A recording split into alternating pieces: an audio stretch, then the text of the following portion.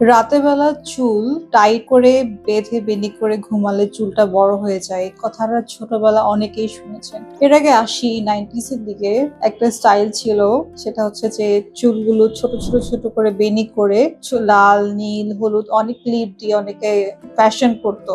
এটা খুবই একটা কমন টেন্ডেন্সি ছিল। আবার ওইটাও ছিল যে মারা বলতো যে তুমি যদি রাতেরবেলা চুল টাইট করে তেল দিয়ে বেনি করে না ঘুমাও তাহলে কিন্তু তোমার চুলটা বড় হবে না। সো এই থিওরিটা ডিবাঙ্ক করি। প্রথমত, চুল বড় হওয়ার পিছনে রাতের বেলা টাইট করে ঘুমানোর সাথে কোনো রিলেশন নেই। এটা টোটালি হেয়ার গ্রোথের উপর ডিপেন্ড করে। দ্বিতীয়ত হচ্ছে, রাতে যদি আপনি চুল টাইট করে বেঁধে ঘুমান তাহলে কিন্তু আপনার হেয়ার ফলিকলস গুলো উইক হয়ে যায়। এতে করে আপনার চুল পড়া বাড়তে পারে, স্কাল্পের হেলথটাও নষ্ট হয়। আর একটা হচ্ছে, অনেকে হচ্ছে অফিস থেকে এসে রাতের বেলা হচ্ছে শাওয়ার নিয়ে ভেজা চুলে ঘুমিয়ে যান। আমরা যদি ভেজা চুলে ঘুমাই তাহলে কিন্তু আমাদের স্কাল্প যেটা সেটা কিন্তু অনেকটা দুর্বল হয়ে যায়, ক্ষতিগ্রস্ত হয়। আচ্ছা, এইবার লাস্টের যে ইন্টারেস্টিং কেসটা, যে 90s এর দিকে যে একটা স্টাইল ছিল, এটা এখনো কমন। অনেকে আফ্রিকান আমেরিকান ওনারা করে থাকে।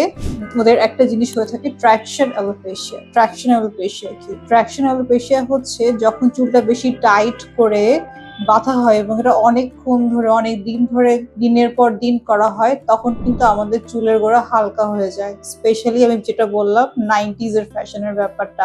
সো আমরা চুল খুব বেশি টাইট করে বাঁধবো না, অবশ্যই চুল বাঁধবো। আমরা ট্রাই করবো এরকম একটা হেয়ার ব্যান্ড ইউজ করা যেটা হালকা করে বাঁধা হয়। অবশ্যই চুল রাতের বেলা আপনি বেঁধে ঘুমাবেন, বাট হালকা করে, অত বেশি টাইট করে না। আর খুব বেশি শক্ত করে চুল বাঁধার দরকার নেই। অনেকে অনেক শক্ত করে খোপা করে, বেশি বেশি হেয়ার স্প্রে ইউজ করে, এতে চুল বেশি পড়ে।